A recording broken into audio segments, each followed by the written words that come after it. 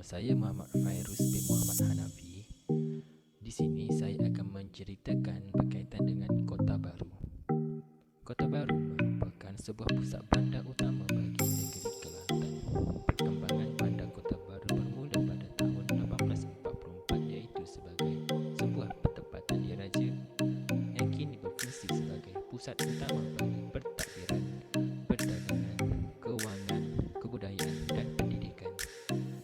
Sehubungan dengan itu, Majlis Pembandaran Kota Baru (MPKB) merupakan sebuah organisasi yang diwujudkan bagi mengendalikan pentadbiran bandar Kota Baru.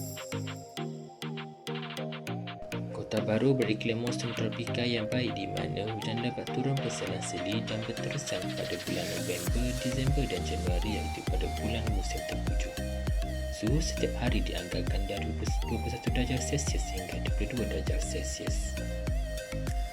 Keluasan bandar Kota Baru adalah seluas 115.64 km persegi dengan jumlah penduduk melebihi 400,000 orang.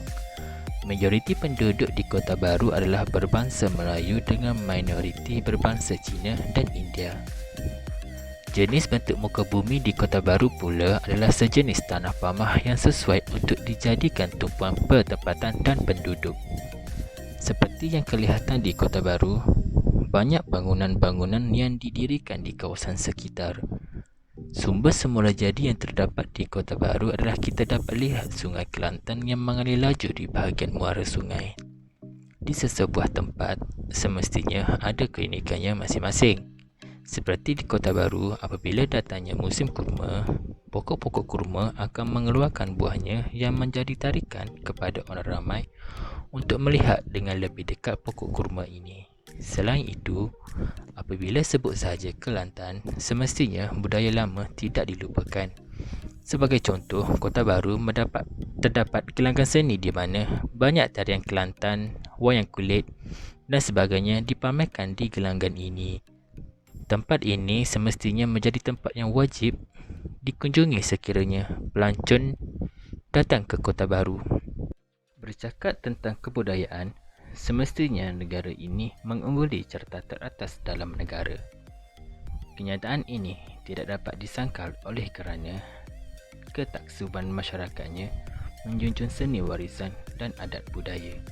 Kebudayaan merupakan suatu cerminan dalam kehidupan masyarakat sekitarnya dengan meneliti rentak budaya dalam sesebuah masyarakat. Hal ini dapat dilihat dengan jelas apabila seseorang berkunjung ke gelanggang seni. Sebagai contoh, muzik tradisionalnya iaitu dikir barat begitu diminati oleh masyarakat di negeri ini.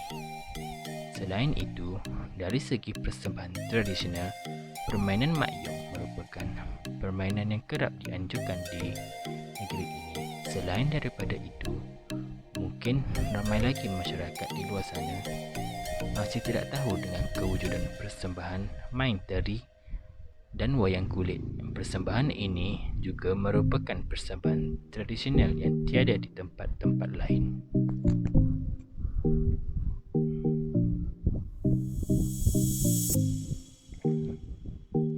Kegiatan ekonomi di Kota Baru yang paling utama adalah perniagaan. Kelantan mendapat julukan Serambi Mekah kerana banyak perniagaan yang dikendalikan oleh kaum wanita. Ini adalah satu keunikan budaya perniagaan wanita di Kota Baru, Kelantan sebagai pengusaha produk perusahaan kecil dan sederhana.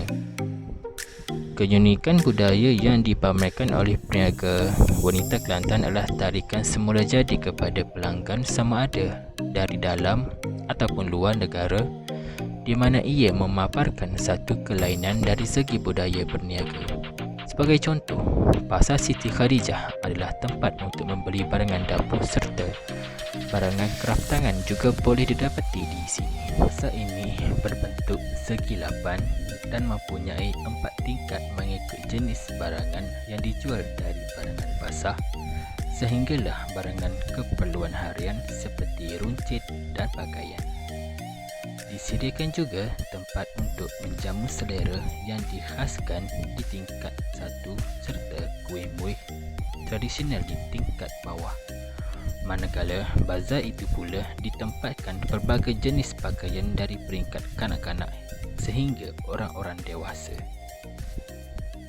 Selain itu, di Kota Baru juga terdapat Muzium Negeri Kelantan yang terletak di Jalan Sultan Ibrahim selain Stadium Sultan Muhammad Keempat yang terletak di Jalan Mahmud sebagai stadium perlawanan bola sepak yang utama di Kota Baru khususnya dan di Kelantan amnya. Bagi peminat kraft tangan pula, bolehlah mengunjungi kampung kraft tangan yang terletak di Jalan Hilir, Balai, kerana pelbagai barang kraft serta makanan tradisional boleh didapati di sini. Malah anda juga dapat melihat sendiri cara pembuatannya. Disebabkan bentuk muka bumi di Kota Baru adalah jenis tanah pamah yang rata dan beralun, perniagaan adalah kegiatan ekonomi yang utama di Kota Baru yang menjadi nadi utama dalam mencari sumber rezeki untuk penduduk setempat. Ini adalah kerana keadaan bentuk muka bumi jenis tanah pamah telah mempengaruhi aktiviti penduduk setempat.